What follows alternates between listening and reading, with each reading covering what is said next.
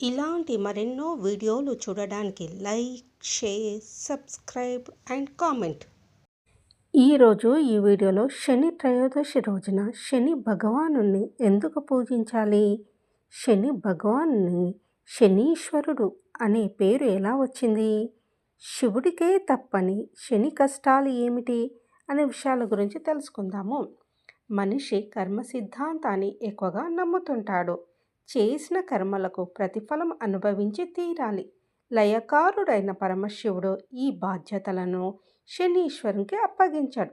ఒకానొక సమయంలో సాక్షాత్ ఆ పరమశివుడు కూడా శని వలన కష్టాలు అనుభవించాడని శివపురాణంలో పేర్కొన్నారు. అందుకే శనీశ్వరుని కర్మఫలదాత అంటారు. కష్టంలో ఉన్నప్పుడే జీవితం విలువ తెలుస్తుంది.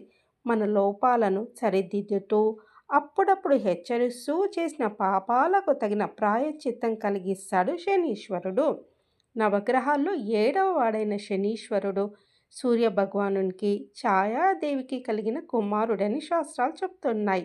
అందుకే ఆయనను సూర్యపుత్రుడు అని, ఛాయాసుతుడు అని అంటారు. ఈయనకు సోదరుడు యమధర్మరాజు, సోదరి యమున, స్నేహితులు హనుమాన్, కాలభైరవుడు.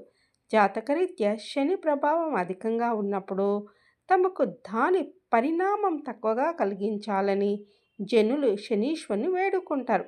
అందుకోసము నవగ్రహాలుండే ఆలయాన్ని సందర్శిస్తారు. ఇక త్రయోదశి నాడు వచ్చే శనివారం నాడు శనీశ్వరుని పూజిస్తే మంచి ఫలితం ఉంటుంది. శని త్రయోదశికి విశిష్టమైన ప్రాముఖ్యత ఉంది.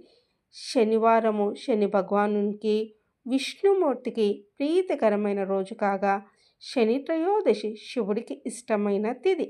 శని ప్రభావం నుంచి ఎవరూ తప్పించుకోలేరని అంటారు. శని త్రయోదశి ప్రాముఖ్యతను వివరించి ఒక పురాణ గాథ ప్రచారంలో ఉంది. ఒకసారి కైలాసానికి వెళ్ళిన నారద మహర్షి శనీశ్వరుడు గురించి పొగడడం మొదలుపెట్టాడు. వీలు చూసుకొని శని తన ప్రభావాన్ని చూపిస్తాడు.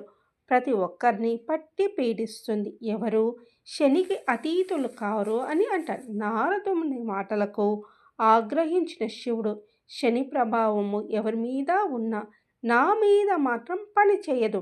ఆయన ఆటలు నా దగ్గర సాగవు అని అంటాడు. ఇక నారద మహర్షి 3 ఇళ్ల పూజారి కదా, ఇక్కడి మాటలు అక్కడ, అక్కడి మాటలు ఇక్కడ చేరవేయడంలో అమిత ఆనందం పొందుతాడు. వెంటనే శివుడు అన్న మాటలు తీసుకెళ్ళి శనీశ్వరుడు చెవిన వేశాడు. అది చూద్దాం ఆయన ఎలా తప్పించుకోరో అని శని అంటాడు. నా ప్రభావం నుంచి తప్పించుకోవడం ఎవరి తరమో కాదు, ఇది సృష్టి ధర్మం. ఒకసారి శనిదేవుడు కైలాసానికి వెళ్ళి శివుని దర్శించుకొని, స్వామి రేపు మీ రాశిపై నా ప్రభావం చూపబోతున్నాను. రేపు పగలు అంతా నా వక్ర దృష్టి మీపై ఉంటుంది అని విన్నవించాడు. దానికి శివుడు చిరునవ్వుతో, నేను లయకారుణ్ణి, నన్ను నీవు ఎలా పీడించగలవు అని అన్నాడు. కానీ శనిదేవుడు ఇది ప్రకృతి ధర్మమని, ఎవ్వరూ దీని నుంచి తప్పించుకోలేరని బదులిచ్చాడు. శివుడికి ఏం చేయాలో అర్థం కాలేదు. శని తన మాట నెరవేర్చుకుంటే లయకారుడైన తన ప్రతిష్టకే భంగం కలుగుతుందని భావించాడు శివుడు. అందుకే శని చెప్పిన సమయానికి అతని కంట పడకుండా ఉండేందుకు భూలోకంలో ఒక చెట్టు తొర్రలో దాక్కున్నాడు. హమ్మయ్య, శనికి నన్ను గుర్తించే అవకాశం లేదు, ఇక నన్నెలా పట్టి పీడిస్తాడు అని అనుకున్నాడు శివుడు. ఆ రోజు గడిచిపోయిన తర్వాత భూలోకం నుంచి కైలాసానికి వెళ్తాడు.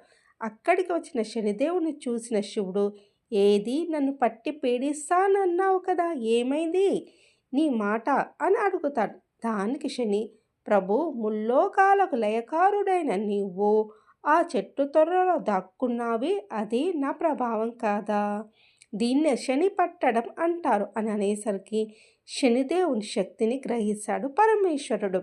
అప్పుడు శివుడు శనితో, ఈ రోజు నుంచి శని త్రయోదశి నాడు ఎవరైతే నిన్ను పూజిస్తారో వారికి నీ అనుగ్రహంతో పాటు నా అభయం కూడా దక్కుతుందంటాడు. ఇకపై నువ్వు శనీశ్వరుడు అన్న పేరుతో పరిడవిల్లుతావు అని ఆశీర్వదించాడు.